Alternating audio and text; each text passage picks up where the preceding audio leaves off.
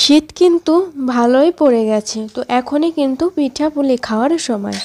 আজকে প্রথমে আমি আপনাদেরকে পাটিসাপটার পিঠার রেসিপি দেখাবো, এরপরে একদিন ক্ষীরপুলি আরও অনেক পিঠার রেসিপি আপনাদের সামনে নিয়ে আমি আসব। প্রথমে আমি ক্ষীরটাকে নরম করে নিব, কারণ আমার যে ক্ষীরটা দিয়ে আমি করব এটা আমি আগে থেকেই করে রেখেছিলাম, কাজটাকে এগিয়ে রেখেছি আগের দিন। আর ক্ষীরটাকে এখন আমি নরম করে নেব, কারণ এটা আমি ফ্রিজে রেখে দিয়েছিলাম, আরও শক্ত হয়ে গেছে। এটাকে আমি হাফ কেজি মানে 500 মিলির মতন দুধের সাথে নাড়াচাড়া করে খুব ভালো করে মিশিয়ে নেব। আর একটু নরম নরম করে রাখবো, তাহলে ক্ষীরটা পাটিসাপটার ভেতরে যখন আমরা খাবো তখন কিন্তু খেতে খুবই ভালো লাগবে। তো ক্ষীরটা কিন্তু আমার মেশানো হয়ে গেছে। এখন আস্তে আস্তে জাল দিয়ে আমি দুধটাকে ক্ষীরের সাথে জাল দিয়ে একদম ঘন করে নেব। আস্তে আস্তে কিন্তু ঘন হয়ে আসছে, আপনারা দেখলেই বুঝতে পারবেন। আর ঘনত্বটা ঠিক কেমন সেটাও কিন্তু আমি আপনাদেরকে দেখিয়ে দিচ্ছি।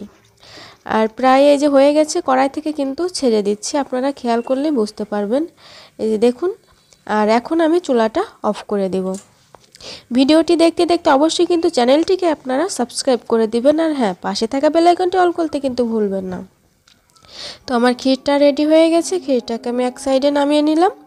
আর এখানেই আমি তৈরি করে নেব পাটিসাপটার যে ব্যাটারটা, সেটা প্রথমে আমি দিয়ে দিলাম চালের গুঁড়া বড় 1 কাপ, আর এখানে আমি আটা দিয়ে দিচ্ছি 3 চামচের মতো, মাঝারি সাইজের চামচ, আর সামান্য একটু লবণ দিয়ে দিলাম, আর দিয়ে দিচ্ছি চিনি। চিনিটা দিয়েই আমি করব, গুড় দিব না, কারণ আমার ঘরে গুড়টা অ্যাভেলেবেল ছিল না। আর আমি সম্পূর্ণ ব্যাটারটাকে মাখিয়ে নিব দুধ দিয়ে। আমি এখানে কোনো জল ব্যবহার করব না, খুব আস্তে আস্তে করে আমি ব্যাটারটাকে খুব সুন্দর করে মিশিয়ে মাখিয়ে নেব, আর অল্প অল্প দুধ দিয়ে দেব। আমার রান্নার রেসিপিগুলো আপনাদের কাছে কেমন লাগে অবশ্যই কিন্তু কমেন্ট বক্সে আমাকে জানিয়ে যাবেন। আর কথার সুরটা এমন হওয়ার কারণ, আমার ঠান্ডা লেগেছে, তো আমার সুরটাকে অ্যাভয়েড করে আপনারা রেসিপিটি দেখবেন। আর ভুল ত্রুটি হলে অবশ্যই সেটা আমাকে জানিয়ে যাবেন। আমার ব্যাটারটা রেডি করা হয়ে গেছে, এখন আমি পিঠাটাকে বসিয়ে দেব। আর তার জন্য আমি একটি ফ্রাইং প্যান নিয়ে নিয়েছি ননস্টিকের, সেখানে আমি একটু তেল দিয়ে দিয়েছি।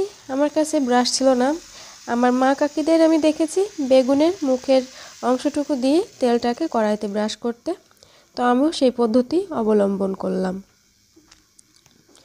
তো প্রথমে আমি দিয়ে দিয়েছি হাতায় করে, আমি ব্যাটারটা কড়াইতে দিয়ে একটু ছড়িয়ে নিয়ে এর ভিতরে আমি পরিমাণ মতন ক্ষীরটাকে দিয়ে দিয়েছি, দিয়ে পিঠাটাকে আমি বানিয়ে নিলাম। এই যে দেখুন, আমি কিন্তু একদমই কাটিনি ভিডিওটি, এখানে সম্পূর্ণ ভিডিওটি আপনাদের সাথে আমি শেয়ার করলাম। আর এটা করতে আপনার 50 সেকেন্ড থেকে 40 সেকেন্ডের মতন সময় লাগে, খুব বেশি সময় কিন্তু লাগে না। তো এইভাবে আমি আপনাদের আরও 2টি পিঠা বানিয়ে দেখাচ্ছি। আমার কিন্তু পাটিসাপটা পিঠা বানাতে খুবই ভালো লাগে, আপনাদের কাছে কেমন লাগে অবশ্যই বলবেন।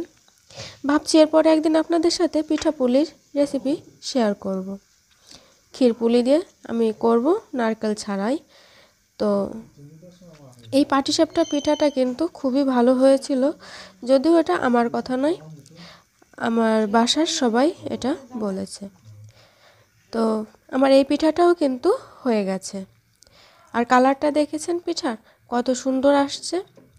আশা করি এই সেম টু সেম রেসিপি যদি আপনারা একবার ফলো করে করেন, তাহলে আপনাদের পিঠাও ভালো হতে বাধ্য। আমার 2টা পিঠা কিন্তু এর মধ্যে নামানো হয়ে গেছে, আর একটা আপনাদেরকে দেখিয়ে দিচ্ছি।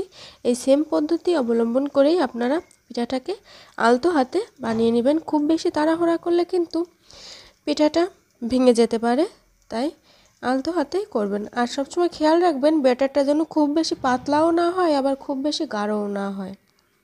আমার পিঠা কিন্তু সবগুলোই বানানো হয়ে গেছে। তো আশা করি আপনাদের কাছে ভালো লেগেছে ভিডিওটি। ভালো লাগলে চ্যানেলটিকে সাবস্ক্রাইব করবেন, পাশে থাকা বেল আইকনটি অল করবেন।